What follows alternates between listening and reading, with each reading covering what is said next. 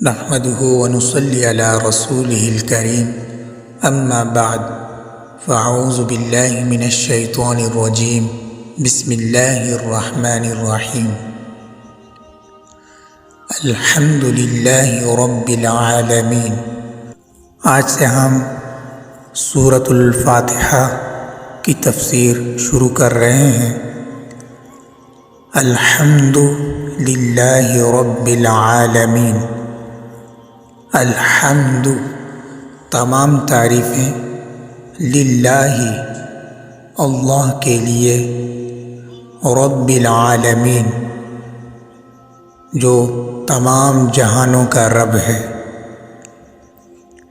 اس کا ترجمہ ہم ایسے کریں گے، سب تعریفیں اللہ کو لائق ہیں جو تمام جہانوں کا رب ہے۔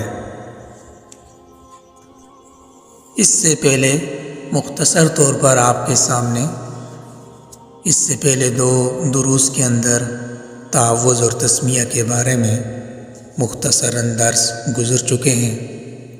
آج کے اس درس کے اندر الحمد للہ رب العالمین کی تفسیر کی طرف ہم توجہ دیں گے۔ الحمد اس کا معنی ہے ثنا کرنا، تعریف کرنا۔ اللہ تعالیٰ کی فضیلت اور تعریف کو حمد کہتے ہیں۔ مدح کا معنی ہے کسی کی صفات پر اس کی تعریف کرنا، خواہ اس کو وہ صفات اختیاری ہوں یا غیر اختیاری۔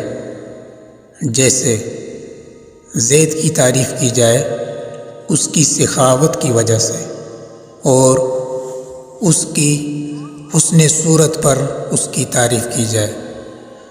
سخاوت اس کے اختیاری فعل ہے اور حسن اس کا غیر اختیاری فعل ہے کہ اللہ تعالیٰ نے دیا ہے۔ اور شکر کا معنی ہے کسی کے احسان کی وجہ سے اس کی تعریف کرنا۔ لہٰذا حمد مدح کے مقابلے میں خاص ہے، کیونکہ حمد صرف صفات اختیاریہ پر ہوتی ہے، غیر اختیاریہ پر نہیں۔ اور اللہ تعالیٰ کی تمام صفات و کمالات اختیاری ہیں۔ حمد شکر کے مقابلے میں عام ہے، کیونکہ خواہ احسان ہو یا نہ ہو پھر بھی حمد ہوتی ہے۔ چنانچہ ہر شکر حمد ہے، مگر ہر حمد شکر نہیں، اور ہر حمد مدح ہے، مگر ہر مدح حمد نہیں ہے۔ پہلے ارشاد فرمایا الحمد للہ، ساری تعریفیں اور تمام خوبیاں اللہ کے ہی کے لیے ہیں، یعنی ہر قسم کی تعریف و ثنا ابتداً اور انتہاً، ازل سے ابد تک، جہاں کہیں جب کبھی اور جس طور پر ہو یا ہو سکتی ہو، حقیقت میں اللہ تعالیٰ ہی کے لیے مخصوص ہیں، اور ہر حمد و ثنا کی مستحق اللہ تعالیٰ ہی کی ذات ہے۔ ہر خوبی بدرجہ کمال اس ہی کے لیے زیبا ہے۔ اس جیسا علم، اس جیسی قدرت کسی کو نہیں۔ وہی ہر حمد و ستائش کا مستحق ہے، خواہ وہ ستائش زبان سے ہو یا دل سے، دماغ سے ہو یا عبادات جسمانیہ سے ہو، یا اعضاء و جوارح اور ارکان سے ہو، بہرحال اس کو ہر حمد زیبا ہے۔ آگے اس بات کی دلیل میں وہی ایک ذات رب قدوس قابل حمد کیوں ہے۔ آگے ارشاد فرمایا رب العالمین، فرمایا یعنی وہ تمام جہانوں کے مربی ہیں۔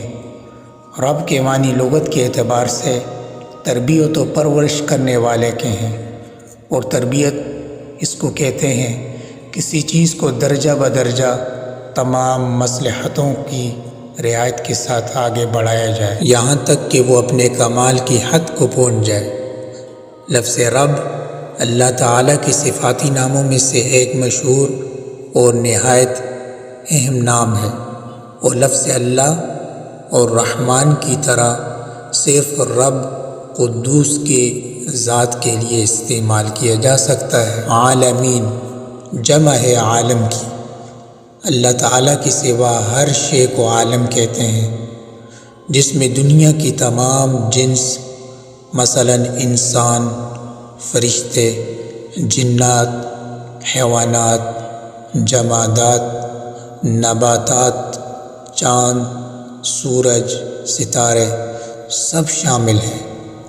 اس طرح رب العالمین کے معنی یہ ہوئے اللہ تعالیٰ کائنات کی تمام جنسوں کی تربیت کرنے والے ہیں۔ قرآن کریم میں عالمین